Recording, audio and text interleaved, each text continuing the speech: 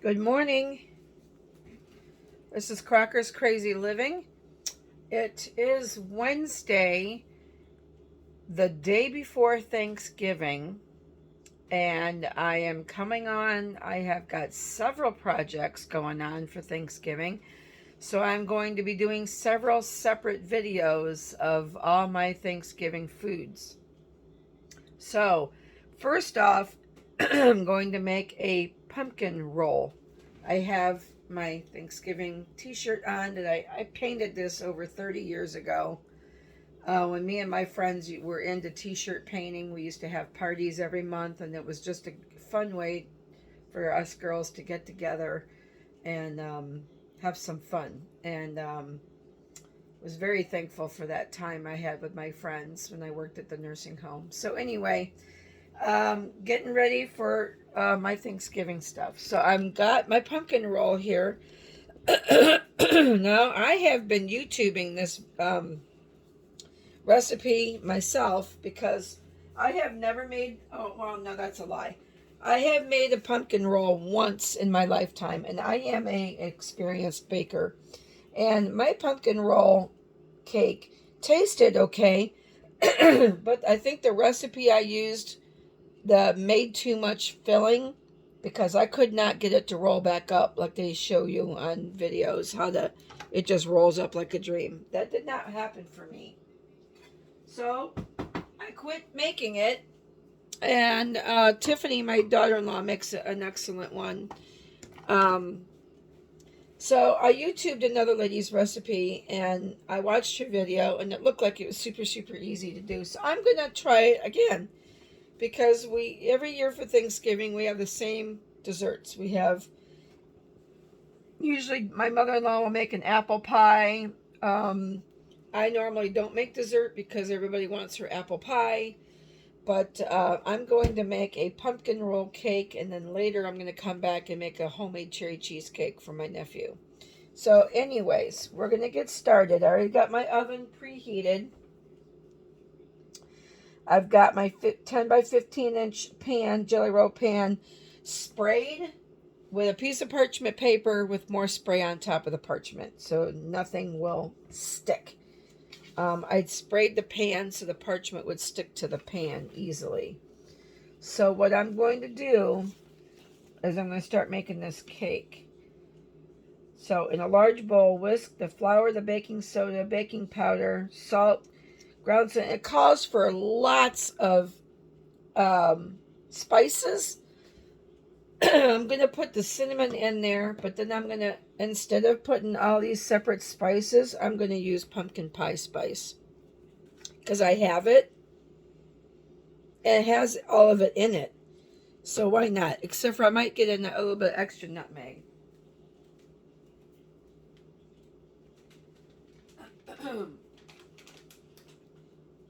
My mother-in-law has issues with cloves anyway, so I am gonna use a little bit extra ginger. It calls for ginger, and I'm gonna use that. But then other than that, oh, I just spilled it. Other than that, I'm going to do pumpkin pie spice. My house is gonna smell delish. All right, so I need to find my measuring spoons. I always have an issue with my measuring spoons. I use them and I toss them on the table mostly if I'm cooking or baking. And then when I go to do another job, I can't find them because I tossed them somewhere. All right, these are basically clean. I only used them for flour the other day when I was making soup. All right, so in a bowl, I'm going to put the flour. I need 3/4 of a cup of flour.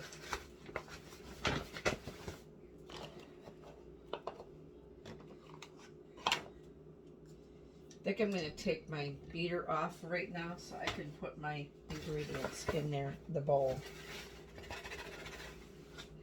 All right, 3/4 of a cup of flour. And I know I always bang on the side of my bowl because I'm going to get all the stuff out of my cup. And I know it sounds, when I watch my videos back, it sounds very, very loud. It sounds like I'm being so rough with stuff, but I'm not trying to be. It's just what's happening.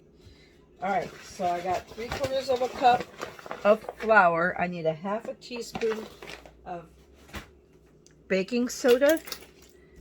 1/2 teaspoon of baking soda.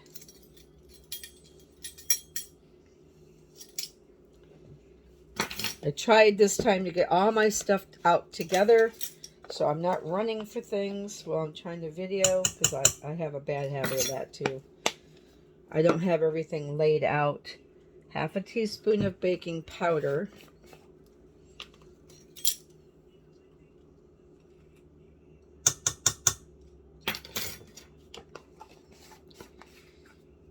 And then a 1/4 teaspoon of salt.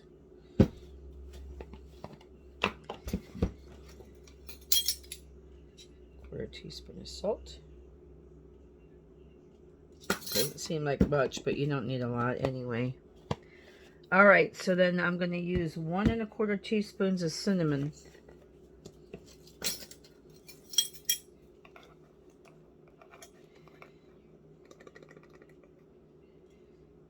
One.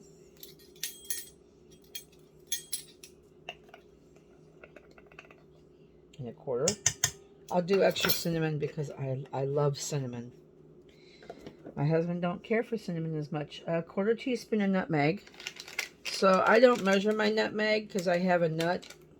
I just grind some of it right in my thing. I have that much left, so that's probably a little bit more than a 1/4. Does it say 1/4 teaspoon? Yeah. So I'm just gonna, oops. It's getting kind of small, so it's kind of hard to. Gotta be careful not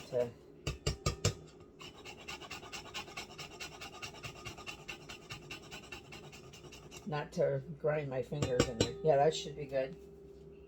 I'm just gonna toss a little bit of that nut that I had left because I'm literally not going to be able to hold it to grind anymore.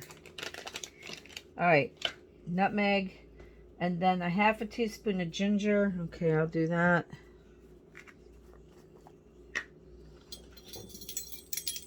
Half a teaspoon of ground ginger. In. Starting to smell like fall already. And then is an 1/8 teaspoon of cloves. So I'm just going to do, I'm going to do a 1/2 teaspoon of the pumpkin pie spices. Oh, yeah, it smells really good. That was kind of a hefty spoon, 1/2 teaspoon. So I didn't completely measure it off like I should have. I'm going to put this stuff away real quick. I'll be right back.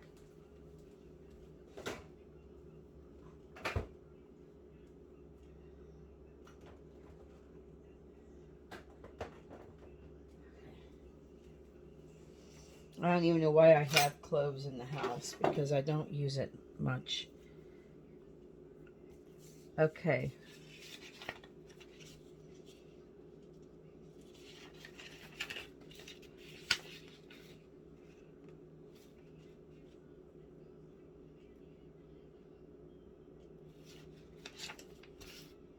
All right, so what I should have did was I should have put my dry ingredients in a separate bowl.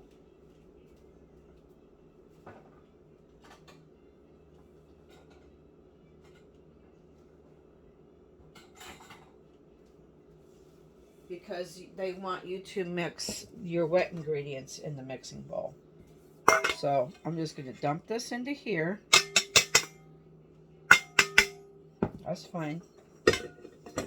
I'm just going to, with clean hands, I'm just going to gently mix my flour mixture around with my fingers. Mix up all those spices and the flour. All right, that's good. Set this aside somewhere. All right, where am I going to put it? I left my eggs out because every time I bake, it always says room temperature eggs, and I never have them out for room temperature. Never ever. All right, so you can tell that I am just a home baker. In another bowl, whisk the pumpkin puree, the vanilla, and the granulated sugar with the eggs. Okay, so I need 1 cup of granulated sugar.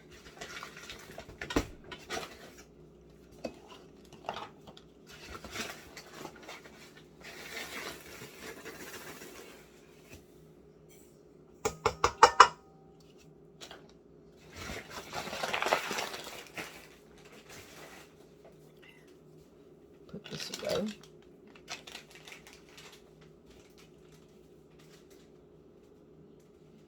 I always seem to, I buy my nutmeg in the nut form, the nutmeg nut form, because it's cheaper, it's easier to store, and it never goes bad because it's a nut. So I keep it in a little Ziploc pouch that it comes in, and then when I want it, I just take my microplane and I just, you know, grind up what I want.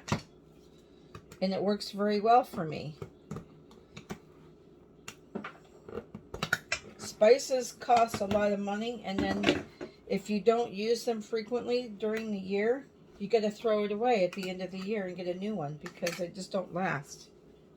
They do not last. I'm going to get this chair out of my way. All right, so I need 2/3 of a cup of pumpkin puree. 2/3. And a spoon.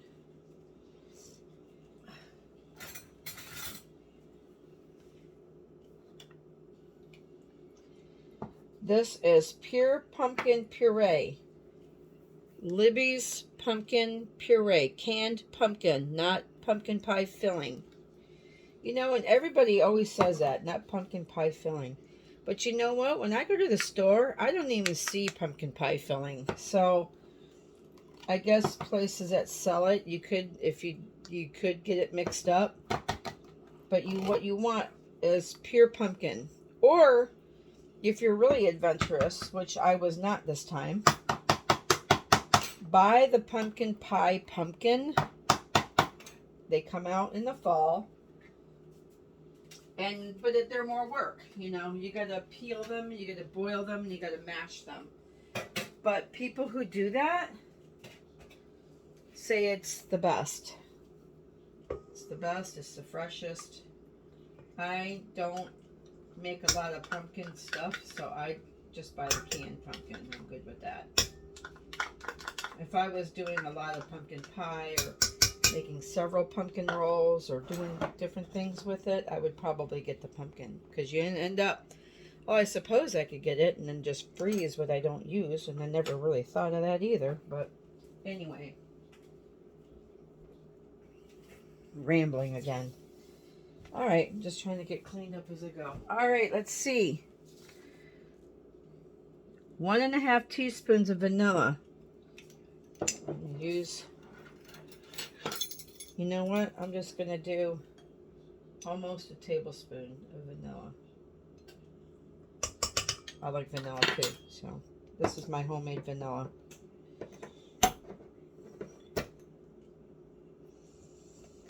If you've not seen me make my homemade vanilla, go on my YouTube and check out my video for that. And then 3 large eggs, which I have a separate bowl here. I always do my eggs in a separate bowl. Number 1, to ensure I don't get a rotten egg. Number 2, to ensure I get no shells.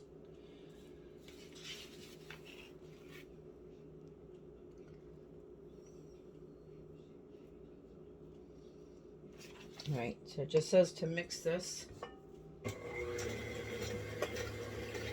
until it's combined. So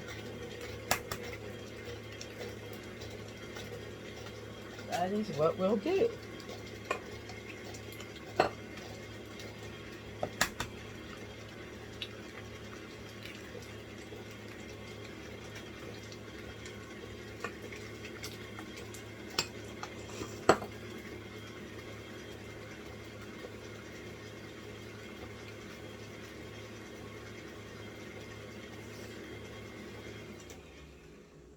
Scrape my sides down because stuff seems to get stuck on the sides.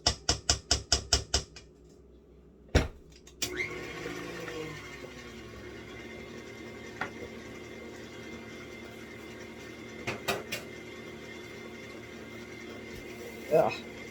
I always get my recipe all wet too.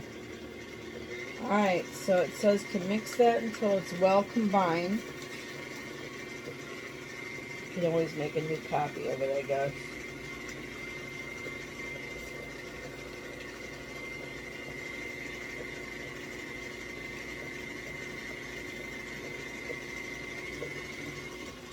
Alright. Then it says to combine your dry ingredients with your wet ingredients, mixed until combined and no pockets of flour remain. Do not overmix. The batter should be relatively thin. So I'm going to add my flour mixture in.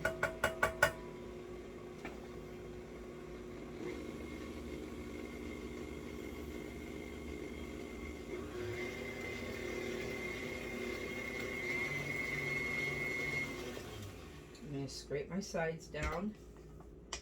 Make sure all that flour is combined. I don't want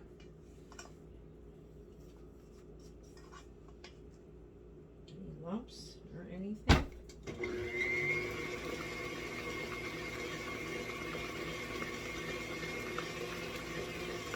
Alright, it says to not over mix, so it looks like it's mixed.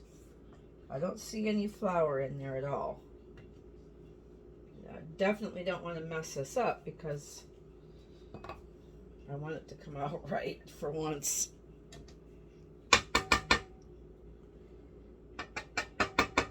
Now that I knocked this thing off, I've knocked some loose flour off my paddle, so I'll just give it another little stir. Yeah, it looks pretty darn good. Alright, so I'm going to set this recipe aside. Clean up some of this stuff. I'm going to get my pan.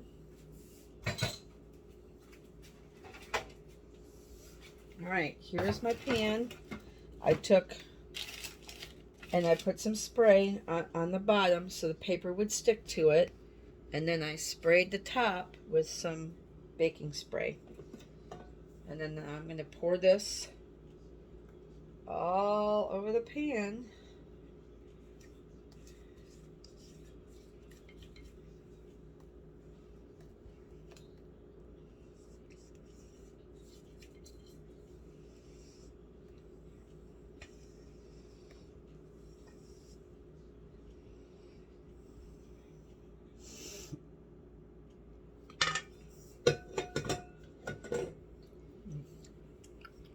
Yum, tastes good.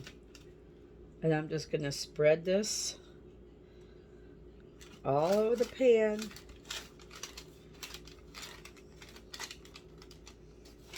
Make sure to get it in the corners.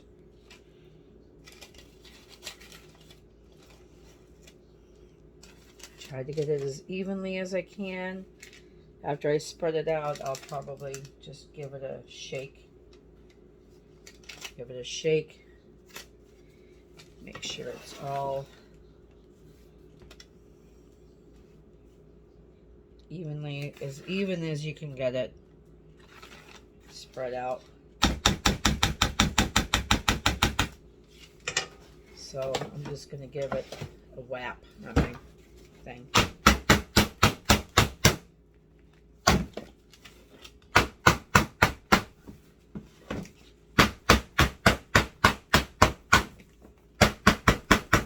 I know this is loud, sorry. I think it's important to whap it just so you get it as smooth as you can. Let me get an offset spatula and see if I can spread it out some more. Because I do have pockets where it's not evenly spread out. I want it to be as even as possible.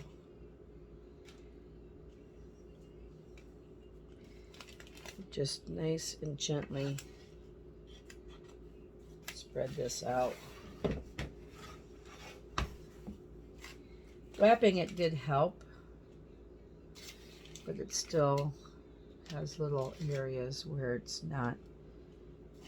And I hate the corners of pans, even at work. When I work at the school and I bake at school, the corners of pans are the pits. Everything goes to the center, it seems like. It's always, no matter what I'm baking, stuff goes to the center of the pan. And the edges and the corners are just, it really bugs me. All right.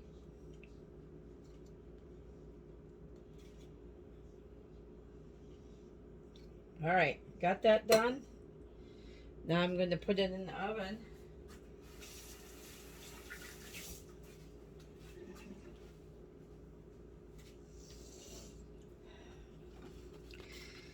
Going to put it in a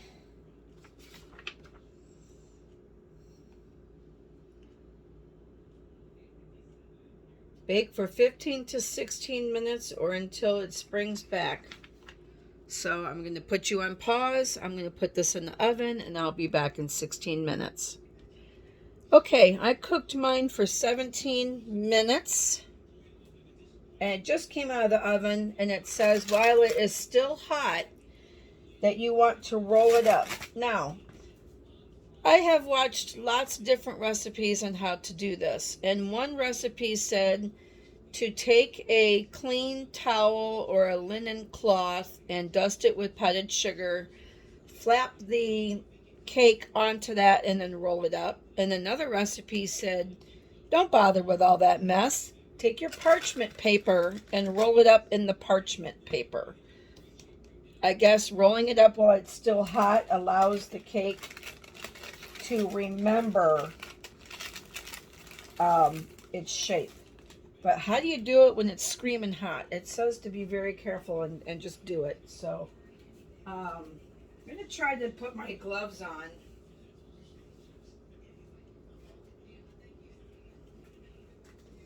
These are my Temptation oven gloves. They're oven proof up to 500 degrees. So, I don't know, maybe I can roll it with this.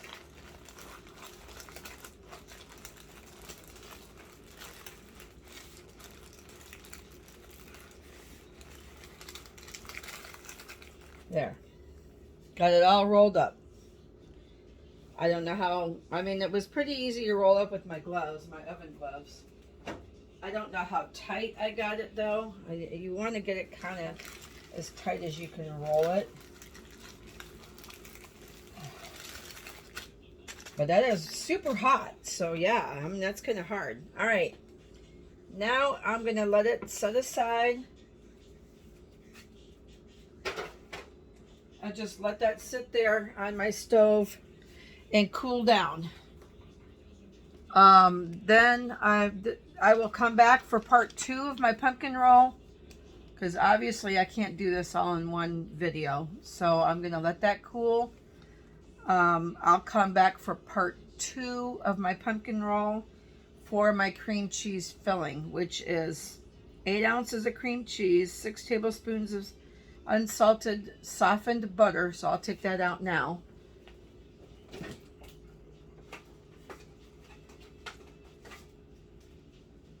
I never cook with unsalted butter. I always have salted butter. And if I don't have homemade butter, I just get whatever brand that's on sale. This week, Land O'Lakes was on sale.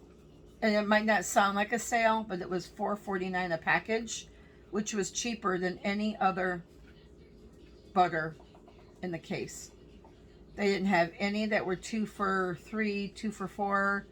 They didn't have any other sales other than that. It was Land O'Lakes butter for $4.49 a package.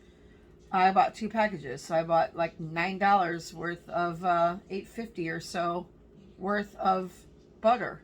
Just crazy. I do like to make my own homemade butter, but I have not bought the cream in order to do that. The cream is $6.24 for a quart. 1 quart makes 1 pound. So that's a little cheaper, I don't know, than buying expensive butter. I don't know. I can go down to Aldi's and get the cream a lot cheaper. It's like $3. So I just haven't ventured that far to go get it, so I could do that. So anyway, I got my pumpkin roll rolled up. It's cooling, and then I'll come back and do my filling. Cream cheese, butter, confectioner's sugar, and vanilla. And then we'll get it finished, and then we'll roll it up. That will be in part 2 of my Thanksgiving pumpkin roll. So thank you for watching. If you have not subscribed to my YouTube page, please push the subscribe button, give me a thumbs up, and ring the bell, because it will alert you to when I post another video if you enjoyed my videos.